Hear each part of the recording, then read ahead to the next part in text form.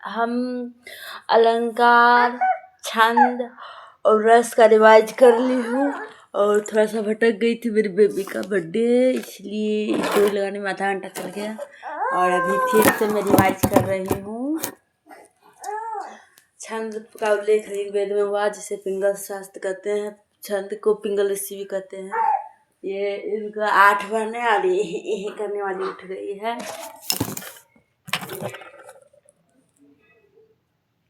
95, 86, 97 time है मेरा, on कर देती हूँ। फारसी शब्द में ये देखिए मेरी डुग्गू रानी है। फारसी शब्द हिंदी व्याकरण भाषा के नियम। हिंदी भाषा संस्कृत से निकली है। हिंदी को देवनागरी लिपि भी कहते हैं। राजकीय हिंदी दिवस 14 सितंबर 1949 को हुआ। डुग्गू रानी पता नहीं क्या की है डुग्गू, कुछ कर दिया है। राजकीय हिंदी दिवस 14 सितंबर 1949 को हुआ है। और वह मूल जिसको हम खंड विभाजित में नहीं कर सकते हैं, जिसका हम खंड टुकड़ा नहीं कर सकते, उसे वर्ण कहते हैं। ये है हिंदी का फर्स्ट टॉपिक। हिंदी फारसी भाषा से लिखे, जिसे जो संस्कृत भाषा से निकली है। हिंदी की लिपि देवनागरी लिपि है। राजकीय भाषा हिंदी है, जिसका जन्म 14 सितंबर 1949 को हुआ। विश्व हिंदी दिवस 10 जनवरी को हुआ है। हिंदी दिवस विश्व हिंदी दिवस हम 10 जनवरी को मनाते हैं। राजकीय हिंदी दिवस 14 सितंबर को हम मनाते हैं।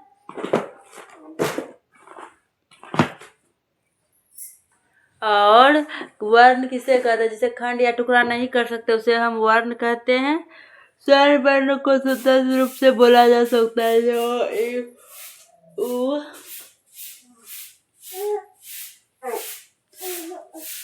आदो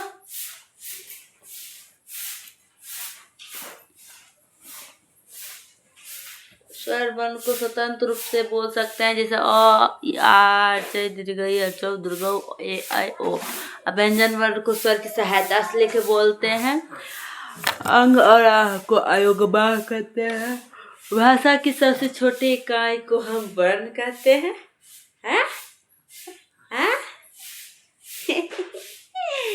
हाँ, भाषा की सबसे छोटी इकाई को हम वर्ण या ध्वनि कहते हैं। सबसे मौखिक इकाई को क्या कहते हैं? ध्वनि कहती है। और लिखित इकाई को वर्ण कहते हैं। और तुम भी वीडियो देखेगी, देखो कौन है, देखो। लिखित इकाई वर्ण, मौखिक इकाई ध्वनि और सबसे छोटी इकाई वर्ण। और अंगों अनुसार को हम अगवा करते हैं। 52 वर्ण होते हैं। स्वर्ण व्यंजन प्लुप्त। तो हर्ष वर्ण, दीर्घ स्वर, हर्षम अ ई उ दी होगी, एक मात्रिक हो जाएगी। और दीर्घ में त्रिमात्रिक हो जाएगी, प्लुत में त्रित मात्रिक हो जाएगी। ये हर एग्जाम में पूछा जाता है फ्रेंड्स। होठ कीर्ति के आधार पर 2 प्रकार के होते हैं, वृत्तमुखी, वृत्तमुखी में आ जाता है हर्षव दुर्गा आवृत्तमुखी में आ जाता है। देखिए फ्रेंड्स, मेरी बेबी पहरेगी, इतना अच्छा बच्चा होना चाहिए ना टुकू।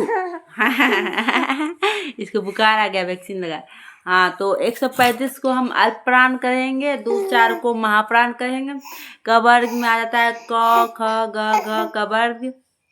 तो 135 का मतलब अल्प प्राण क ग अंग, ये मतलब धीरे से बोलते हैं। महाप्राण में 2-4 ख घ, तो ये हो गया महाप्राण।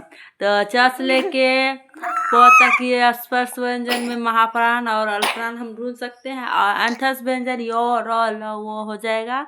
उष्ण व्यंजन तालव स्व मूर्धन स्व दंत स्व हो। संयुक्त वर्ण की संख्या है 4। संयुक्त वर्ण की संख्या है 4। जैसे अच्छो, तरो, गियो, स्रो। तो अच्छो के क स से हम करते हैं, तरो को तो र से, ज्ञ के ज त्र से, ड्र और दो द्विगुण व्यंजन। 33 मूल व्यंजन है।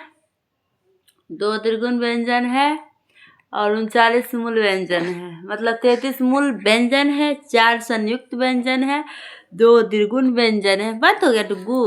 39 मूल व्यंजन, 11 स्वर व्यंजन, 2 अयोगवा, कुल मिला के 52 हो गया। अंतस व्यंजन की संख्या 4 है। 4 है फ्रेंड्स, 4।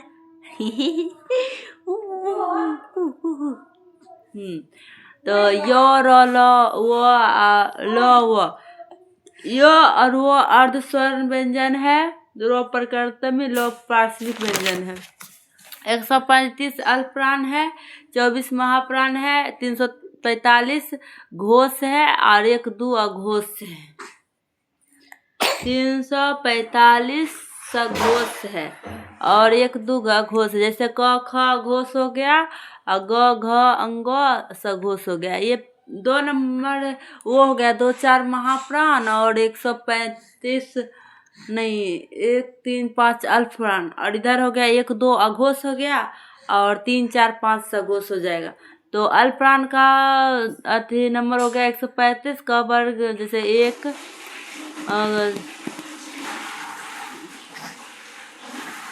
अल्पप्राण का पहला क, तीसरा ग, पांचवा। उदाहरण महाप्राण च छ ज।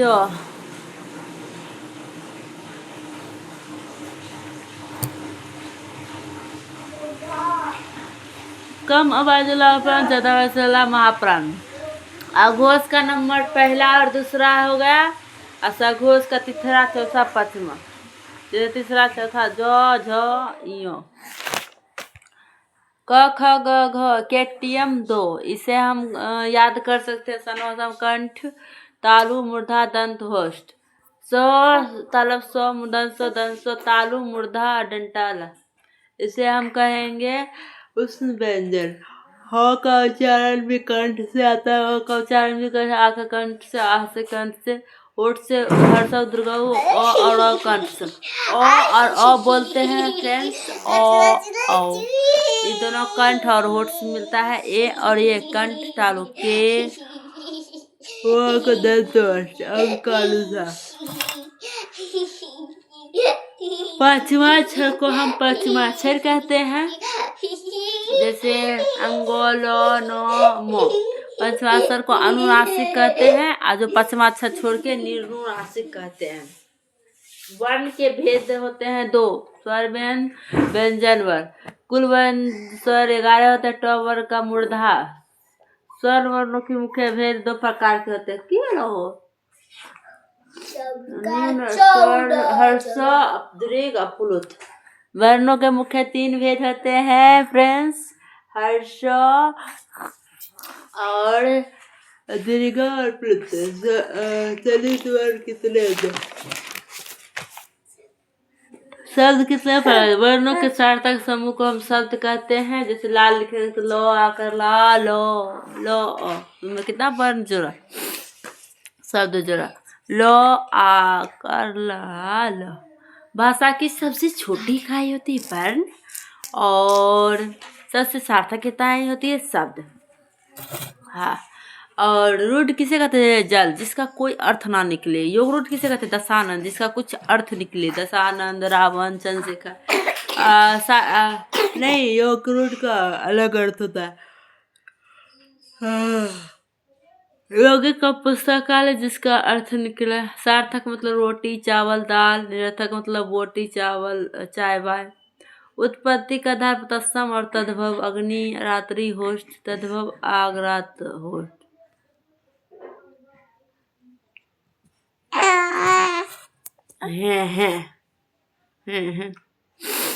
तत्सम पढ़ने में कठिन, तद्भव पढ़ने में आसान। कठिन का अच्छा तरह गया तरह। हाँ,